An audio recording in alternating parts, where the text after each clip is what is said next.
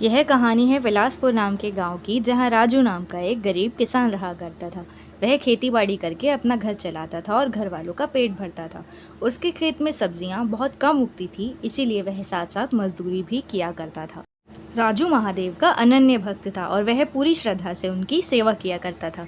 एक दिन राजू की पत्नी उससे कहती है, घर में राशन खत्म हो गया है, बच्चे 2 दिन से भूखे हैं, भूख से तड़प रहे हैं, कृपया कर आप कुछ भोजन का बंदोबस्त करिए। तभी राजू कहता है, कुछ दिनों की बात है, मुझे नौकरी मिल जाए और काम मिल जाए तो मैं भोजन का प्रबंध करता हूँ। तब तक तुम बच्चों को सत्तू का पानी पिलाकर सुला दो। राजू भगवान शिव का इतना बड़ा भक्त हुआ करता था कि चाहे सारी दुनिया इधर से उधर हो जाए, चाहे आंधी हो या तूफान हो, वह भगवान शिव की पूजा अवश्य करता था।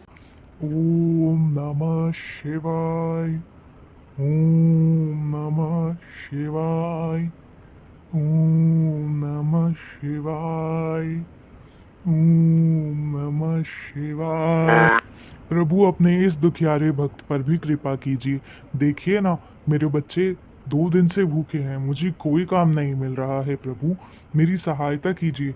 मेरा आपके अलावा कोई नहीं है जो मेरी मदद कर सके। कृपया कर अपने भक्त का साथ दीजिए प्रभु, मुझे आपकी बहुत आवश्यकता है। मैं सच में बहुत दुखियारा हूँ प्रभु। पूजा पूरी करके राजू काम की खोज में निकल जाता है। चलते चलते उसे एक सेठ दिखाई देता है जो सामान फैला के खड़ा था। सेठ उससे कहता है कि मैं अपना नए घर में अपना सामान शिफ्ट करना चाहता हूँ, क्या तुम मेरी मदद करोगे?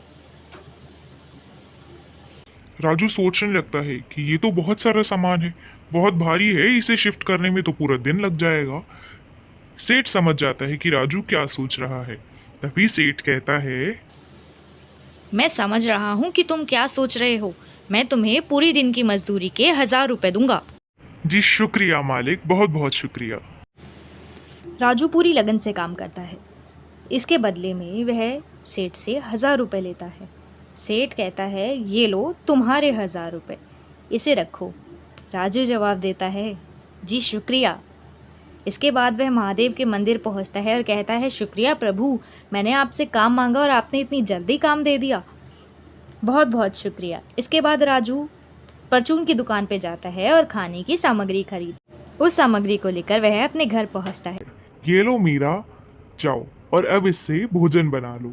बहुत जोर से भूख लगी है, कुछ स्वादिष्ट सा बनाना। और ये लो बचे हुए पैसे, इन्हें भी संभाल कर रख। अरे इतने पैसे आपके पास कैसे आए?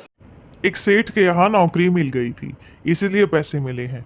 इन पैसों में कुछ और मिलाकर सावन में मैं भगवान भोलेनाथ पर जल चढ़ाने जाऊंगा, कावड़ लेके आऊंगा, भगवान की सेवा करूंगा। ठीक है ना? कैसा लगा तुम्हें मेरा विचार?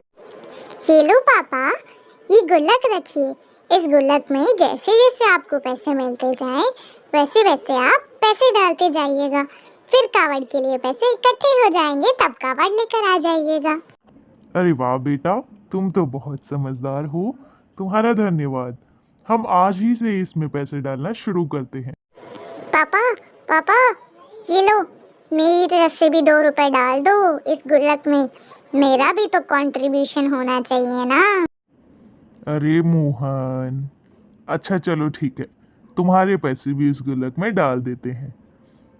शुक्रिया बच्चों। अब राजू खूब मेहनत करता और अपने कावड़ के लिए पैसे इकट्ठे करना शुरू कर देता है और गुल्लक में डालते जाता है। सावन आ चुका था और अपनी पत्नी से कहता है, लाओ मीरा, मेरा वो गुल्लक ले आओ, मुझे कपड़े और कावड़ लेके आनी है, सावन का महीना शुरू हो चुका है। मीरा गुल्लक लाकर दे देती है। राजू उस गुल्लक को फोड़ता है, उसमें से पैसे निकालता है और कपड़े और कावड़ लेने चला जाता है। वह बहुत सुंदर सी कावड़ लेता है, पैसे देता है और उस कावड़ को अपने घर लेकर आ जाता है। घर आने पर बच्चे उस कावड़ को सुसज्जित सजा देते हैं। राजू अब कावड़ ले जाने के लिए बिल्कुल तैयार था। उसकी पत्नी मीरा उसे कहती है, बच्चों मैं जा रहा हूँ, अपनी मम्मी को ज्यादा परेशान मत करना। बाय पापा, आप अपना ध्यान रखिएगा, जल्दी आना।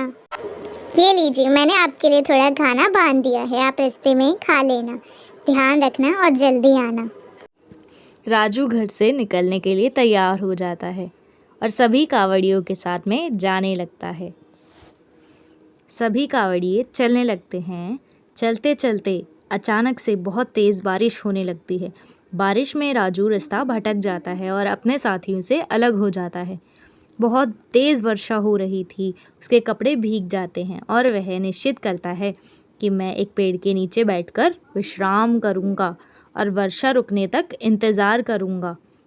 कुछ समय बाद राजू सोचता है कि वर्षा तो रुकने का नाम ही नहीं ले रही है। चलो उठा जाए और उठकर चलना शुरू किया जाए। वह चलने लगता है, चलता जाता है। फिर कावड़ को नीचे रखता है और रास्ता ढूंढने की कोशिश करता है। अरे, मैं तो खो गया हूँ, मुझे तो रास्ता याद ही नहीं आ रहा।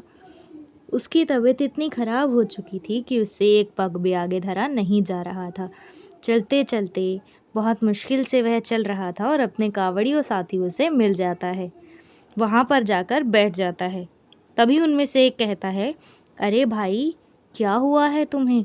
ऐसे क्यों बैठे हो? राजू कहता है कि मेरी तबीयत बहुत ज़्यादा ख़राब है और मैं नहीं चल पाऊँगा। साथी देखता है तो कहता है, अरे तुम्हें तो बहुत ज़ोर से बुखार है। एक काम करो, तुम यहीं पर विश्राम करो, आगे हमारे साथ अभी मत आओ। धीरे धीरे तुम्हारा स्वास्थ्य ठीक होगा तो उसके बाद तुम चलना शुरू करना। ठीक है, राजू कहता है, तुम चलो, मैं तुम्हारे पीछे पीछे ही आ रहा हूँ।